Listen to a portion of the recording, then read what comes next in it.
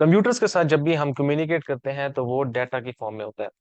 वो चाहे नंबर्स हो, चाहे कोई टेक्स्ट हो या कोई इमेज हो, वो सारे डाटा होता है जो कि हम यूज करते हैं कंप्यूटर के साथ कम्युनिकेट करने के लिए। तो इसी डाटा की डिफरेंट फॉर्म्स भी होती हैं जिनको हम कहते हैं डाटा टाइप्स। यानी कि फॉर एग्जांपल ये जो लैंग्वेज है, पाइथन की लैंग्वेज है, और भी जितनी भी लैंग्वेजेस हैं, उन सब में कोई ना कोई डाटा टाइप होता है। और ज्यादातर प्रोग्रामिंग लैंग्वेजेस में डाटा टाइप कॉमन ही होता है। यानी कि अगर एक डाटा टाइप ये है, जिसमें यहाँ पे स्ट्रिंग लिखा हुआ है, इसका मतलब ये स्ट्रिंग पाइथन में भी आपको मिलेगा, ये आपको सी प्लस प्लस में भी मिलेगा, और बहुत सी डिफरेंट लैंग्वेजेस में मिलेगा। तो अगर आप कॉन्सेप्ट किसी भी एक लैंग्वेज से सीख लेते हैं तो वो आप उसको बाकी भी जितनी लैंग्वेजेस हैं उन पे अप्लाई कर सकते हैं। तो हम देख लेते हैं कि कितने डिफरेंट डाटा टाइप्स हैं पाइथन में। ये जो मैंने आपके सामने लिखे हैं, जिसके अंदर ये 4 डाटा टाइप्स हैं, ये सबसे कॉमन है और इन्हीं को अभी हम देखेंगे। तो सबसे पहले हमारे पास है स्ट्रिंग। स्ट्रिंग डाटा टाइप्स वो होती हैं जिनके अंदर हम कोई टेक्स्ट यूज कर रहे होते हैं, जिसमें काफी ज्यादा टेक्स्ट लिखना पड़ जाए, नम लेटर्स हो या टेक्स्ट हो, उसके अंदर हम इसको यूज करते हैं। फिर हमारे पास है इंटीजर्स। ये आप इंटीजर नंबर्स के लिए यूज कर सकते हैं। फिर हमारे पास है फ्लोट, ये हम डेसिमल वगैरह के लिए यूज कर सकते हैं। फिर हमारे पास है बुलियन, जो कि ट्रू और फॉल्स के लिए यूज होता है। तो अब हम देख लेते हैं कि इनको यूज कैसे करना है। लेकिन उससे पहले एक चीज आपको बतानी जरूरी है, वो ये है कि पाइथन में कुछ बिल्ड इन फंक्शंस होते हैं। ये फंक्शंस क्या करते हैं, ये हमें कुछ फंक्शनैलिटी प्रोवाइड करते हैं जिनके थ्रू हम अपना कोड रन कर सकते हैं, जिनके थ्रू हम कोई इनपुट ले सकते हैं। डिफरेंट फंक्शंस होते हैं और ये बिल्ड इन होते हैं पाइथन के, ये हमें नहीं लिखने पड़ते, पाइथन पहले से ही हमें ये प्रोवाइड करता है। तो उनमें से सबसे पहले और जो सबसे कॉमन है वो मैं आपको बता देता हूँ, जो कि है प्रिंट। ये प्रिंट एक बेसिकली फंक्शन है पाइथन का, जो कि हम यूज कर सकते हैं कोई भी चीज प्रिंट करने के लिए यहाँ कंसोल पे। यानी कि अपने आउटपुट में कोई भी चीज अगर आपने प्रिंट करनी है या डिस्प्ले करनी है, तो वो आप इस प्रिंट स्टेटमेंट के थ्रू कर सकते हैं। अब इसके अंदर मैं ये 2 कोटेशन मार्क्स डाल रहा हूँ। ये जो कोटेशन मार्क्स हैं ये स्ट्रिंग को रिप्रेजेंट करते हैं। यानी कि अगर मैंने कुछ टेक्स्ट लिखना है तो मुझे उसके लिए ये 2 कोटेशन मार्क्स डालने पड़ेंगे। और अगर इसके अंदर मैं कोई भी चीज लिखूंगा, जिस तरह फॉर एग्जाम्पल वेलकम यहाँ पे मैंने लिख दिया, और अब अपना अगर आप अपना कोड रन करेंगे तो फिर आपके पास यहाँ पे आउटपुट पे वेलकम लिखा आएगा। तो ये है स्ट्रिंग डाटा टाइप, जो कि इसके थ्रू कोटेशन मार्क्स के थ्रू यहाँ पे हमें नजर आ रही है।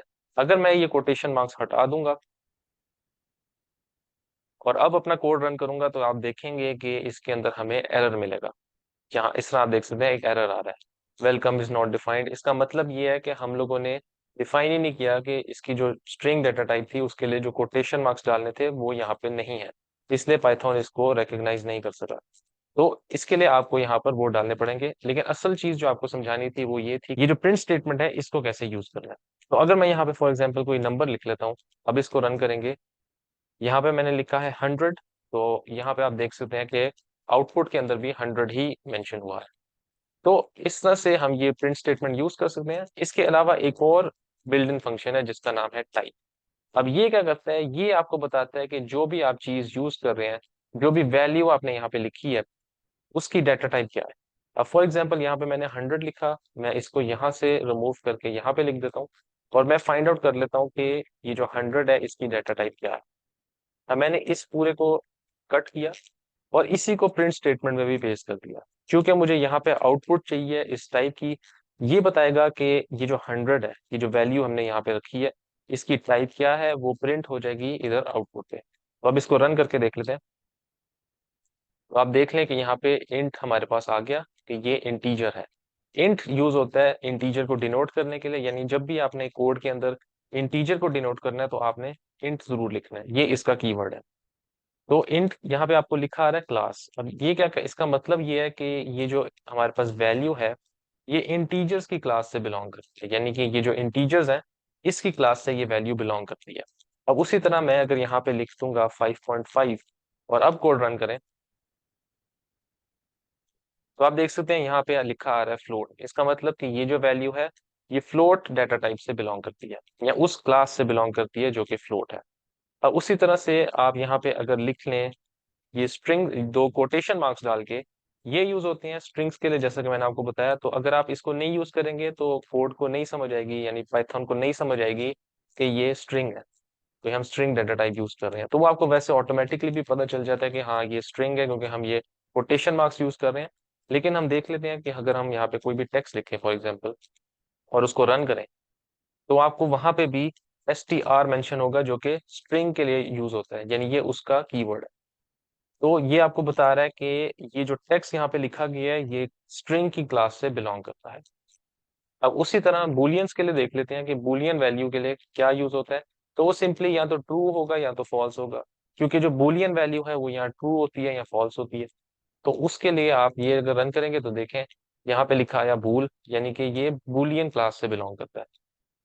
तो ये कुछ कीवर्ड्स भी हैं इसके अंदर, जिसमें बूल लिखा आया था, उसके बाद आपके पास इंट लिखा आया था इंटीजर्स के लिए, स्ट्रिंग के लिए str लिखा आया था। तो ये भी कीवर्ड्स थोड़े याद रखने हैं, जिस तरह कि str जो है वो स्ट्रिंग के लिए है, int जो है वो इंटीजर्स के लिए है, फ्लोट के लिए सेम है, फ्लोट के लिए आप फ्लोट यूज करते हैं, और बूलियन के लिए आप बूल यूज करते हैं, इस तरह से। तो ये चीजें आपको याद रखनी है कि जब भी हम डाटा टाइप्स के साथ काम कर रहे हो, क्योंकि ज़ाहिर है हमने डाटा के साथ ही काम करना है, तो ये उसका कोर है कि आपको पता हो कि कितनी डिफरेंट डाटा टाइप्स हैं जो कि कॉमन है। इसके अलावा भी डाटा टाइप्स मौजूद हैं, लेकिन फिलहाल हम सिर्फ ये देखेंगे क्योंकि ये सबसे ज्यादा कॉमन है। अब ये तो हमने देख लिया कि डाटा टाइप्स कितने किस्म की हैं। अब हम देख लेते हैं कि इसको यूज कैसे करना है।